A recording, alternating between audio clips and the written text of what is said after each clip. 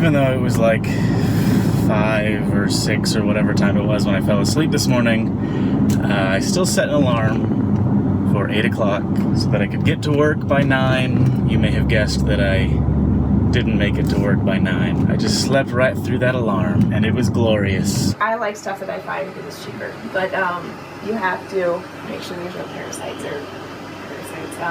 pests, whatever you call it. Little bugs, because the bugs are eating in your house. Look how smoky it is. Are you really nervous? I'm getting freaked out just talking about it. Yesterday, I received an email from someone. I don't know who. They used an anonymous email sending service so that I wouldn't be able to tell what their actual email address was. I don't even know how to preface this. They basically just seem unhappy with you. I can't tell if the person who sent this is just fishing for attention or what. If that's the case, then I guess they're gonna get it, because I feel like this is worthy of sharing with the class. The email is entitled Tiny House. Geez, you have commitment issues. 2010, Dan Brown, come make videos for me. Yes. 2011, Charlie, come make a Chameleon Circuit album in London. Hells yeah. Samantha, I have school in Vancouver, move in with me. Sure, let me pack my stuff. Hank, have this job in Missoula. You got it. You lived in Missoula for over 3 years. You made Stefan move there, as well as Katelyn and Logan. You have your company there. Other friends. You started university. Now, yet again, you're just gonna run away? How long and far do you think people will just keep following you around? You frequently talk about throwing everything away and living on a boat, ... Fact 1, you don't sleep properly. Fact 2, you don't manage your finances properly, $20,000 in debt. Fact 3, you don't eat properly, can't be bothered to learn how to cook.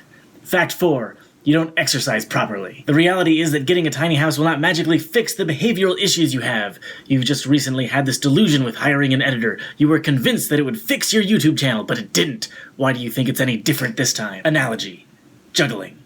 If you just stare at juggling balls for 30 seconds twice a year, will you, in 10 years, be the best, most awesome master juggler Cirque du Soleil has ever seen? No. If you stare at the produce in the store for a few seconds as you walk past them, will you become Michelin star chef?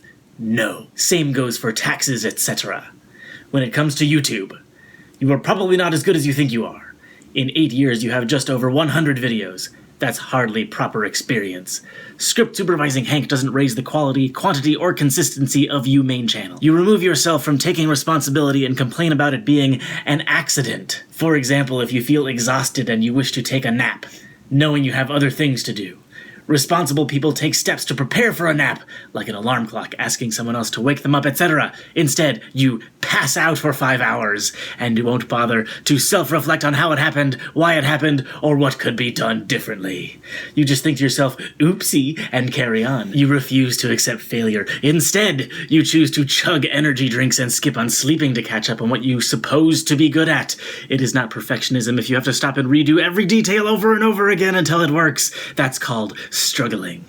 You expect that everything is handed to you on a golden spoon without having to lift a finger. Take moving to the UK. You made videos and tweets about how it's hard and someone should gift you a visa when it's not that hard. You're from a first world country. You're a man. You're educated. And you have tons of resources to get a visa. You could have sought Michael Stevens' help, an American immigrant, or CGP Grey, also an American immigrant. You could ask for YouTube networks to help you, like Channel Flip. EcoGeek is not the only video production company out there. You can send an application to a UK-based one. Tell them you're American and would be willing to relocate. Same thing with voicing an audiobook. You just tweet a request expecting someone to offer, for example, to fly you to New York, cover your travel/accommodation/food expenses, and on top of that, to give you a several $1,000s for your trouble. Dude!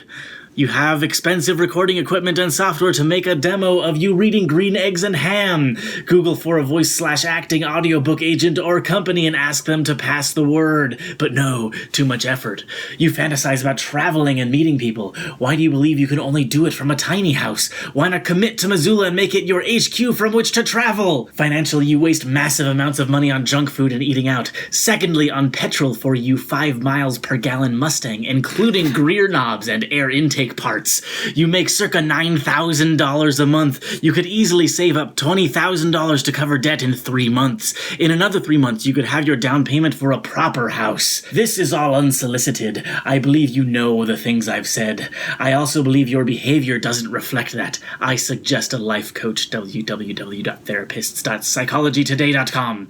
Ring one up and get some professional perspective. Dr. Chris Salvel seems fitting. Prioritize the present tense. It's easy to fall into indecisions about your mother and ex-girlfriends, etc., but those won't resolve your current attempt to run away in a tiny house or your debt. I wish you well. I'm sorry for big and harsh. This is probably hurting your feeling. I bet you it's this guy, Dr. Chris Salem, just to get you to be one of his patients. These things at the beginning that this person quotes as commitment issues, if you want to see them that way, fine. To me, that looks like taking advantage of opportunities as they come my way. I didn't make Stefan move here. I didn't make Katelyn or Logan move here. No, you didn't.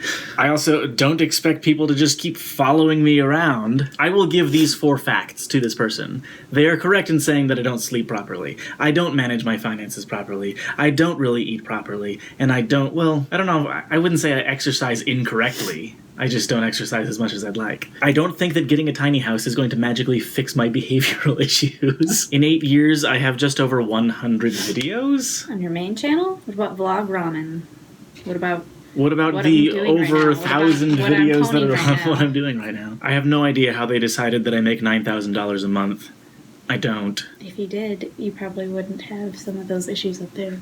My check from EcoGeek is like $2,700 a month. And the money that I make from Patreon does not cover how much I pay Logan. I think the most hilarious part about this thing, though, is that they're sort of chastising me for expecting everything to be handed to me on a golden spoon without having to lift a finger. And in the same paragraph, they're just telling me to ask other people for a visa, or a job, or an audiobook agent. I want to know why this person is so perturbed by the decisions that other people make with their lives, that they wrote this very long email. Maybe they really, really wish to help you, but they're doing it in exactly the wrong way. The fact that they used an anonymous email sending service tells me that they knew deep down inside, even maybe subconsciously, that they were being a bit of a dick. If this person lets how other people live their lives affect them to this degree, my supposition is that this person is not happy. And that is why they sent this email. I consider myself to be a usually happy person. And I feel like the reason that I can maintain that level of usually happy is because, for the most part, I don't care what other people do with their lives. That's fine. You know what? I think I'm even going to go ahead and say, yes, I do have commitment issues, because I don't feel like I should have to commit to something if it no longer makes me happy. I think you're also trying to do what you want to do, even if you may be struggling at times. I would be enjoying my life a little bit more if this camera wasn't broken. Both my drones are busted. My Blackmagic camera's busted. I would say maybe you need to be a little more careful, but nothing has really been your fault. I didn't do anything. Like, this stuff was not your fault. That drone falling out of the sky wasn't your fault. I don't know. Did I show this already? This is the thing that punctured the bottom of the camera, and I don't know if I'm just supposed to cut this to make this shorter, but it's obvious that if you have this all the way on, it's gonna go pretty far into the camera. When I was screwing it in and caused the damage, it didn't offer any resistance. It wasn't like, oh, that's pretty tight, I probably shouldn't twist it anymore. Yeah.